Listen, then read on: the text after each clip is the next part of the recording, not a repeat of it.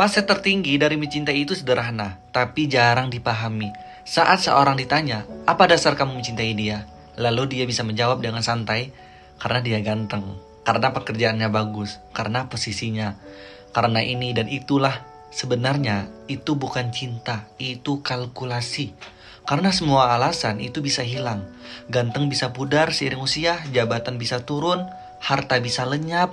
Kalau cinta disandarkan pada hal-hal yang bisa berubah, maka saat hal itu hilang, cinta ikut menghilang.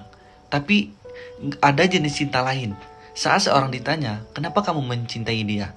Dan dia tidak bisa menjawab dengan alasan apapun. Bukan karena nggak tahu, tapi karena memang tidak ada. Karena dan disitulah cinta sejati berada. Karena cinta bukan soal apa yang bisa diambil, bukan soal apapun yang bisa diharapkan. Pembuktiannya sederhana.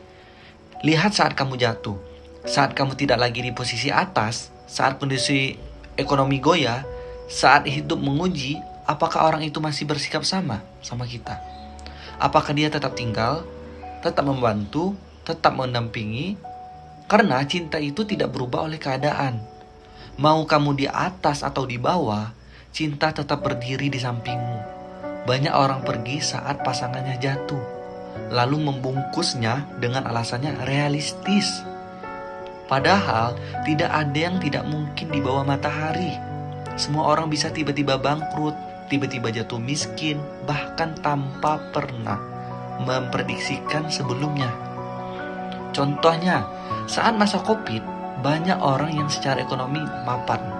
Bahkan kelas atas mendadak nol karena usaha berhenti, pelanggannya hilang, atau masalah lain akibat pandemi. Ini menunjukkan bahwa posisi dan harta bukan sesuatu yang bisa dijadikan dasar cinta.